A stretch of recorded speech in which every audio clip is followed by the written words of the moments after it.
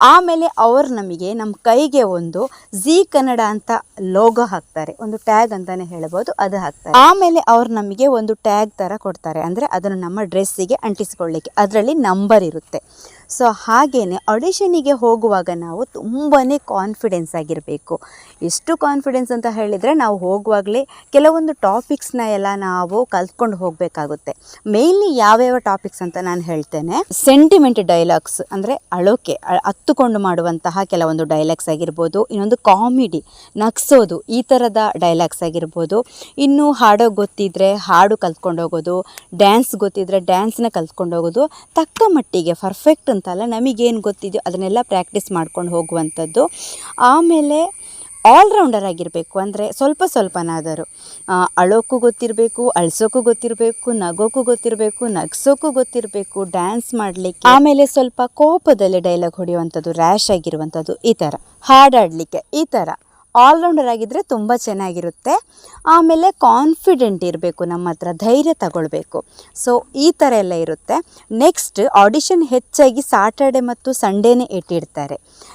ನಾನು ಆವಾಗ ಅಪ್ಲಿಕೇಶನ್ ಅಂತ ಏನು ಹೇಳಿದ್ನೋ, ಈ ಅಪ್ಲಿಕೇಶನಲ್ಲಿ ಏನೆಲ್ಲ ಇರುತ್ತೆ ಅಂತ ನಾನು ನಿಮಗೆ ತಿಳಿಸಿಕೊಡ್ತೇನೆ. ಹೆಸರು ಬರೀಲಿಕ್ಕಿರ್ತದೆ, ಫೋನ್ ನಂಬರ್ ಹಾಕ್ಲಿಕ್ಕಿರ್ತದೆ, ಅಮ್ಮನ ಹೆಸರು, ಅಪ್ಪನ ಹೆಸರು, ಮದುವೆ ಆಗಿದೆಯಾ ಇಲ್ವಾ, ನಿಮ್ಮ ಫೇವ್ರೆಟ್ ಹೀರೋ ಯಾರು, ಹೀರೋಯಿನ್ ಯಾರು, ನೀವು ಇಷ್ಟಪಡೋ ಮೂವಿ ಯಾವುದು, ಆಮೇಲೆ ಏಜ್ 18 to 28 ಅಂತೂ ಮುಖ್ಯವಾಗಿರ್ತದೆ. ಆಡಿಷನಿಗೆ ಬರೋಕ್ಕೆ ಸ್ಫೂರ್ತಿ ಯಾರು, ನಿಮಗೆ ಯಾವ ಪಾತ್ರ ತುಂಬ ಇಷ್ಟ, ಅಂದರೆ ಕಾಮಿಡಿನ ಅಥವಾ ಸೆಂಟಿಮೆಂಟ, ಈ ಥರ ಇರ್ತದೆ ಅದರಲ್ಲಿ.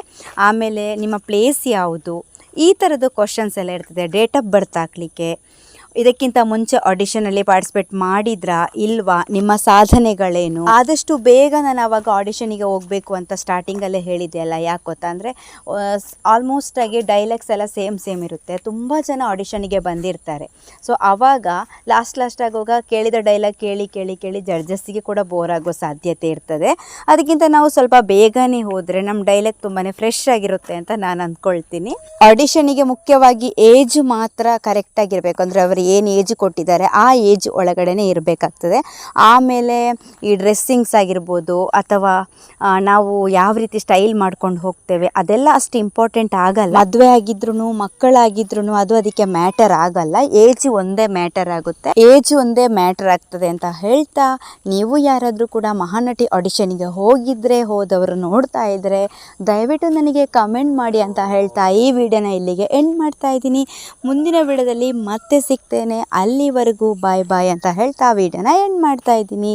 ಸಬ್ಸ್ಕ್ರೈಬ್ ಮಾಡದವರು ಸಬ್ಸ್ಕ್ರೈಬ್ ಮಾಡೋದನ್ನು ಮರಿಬೇಡಿ.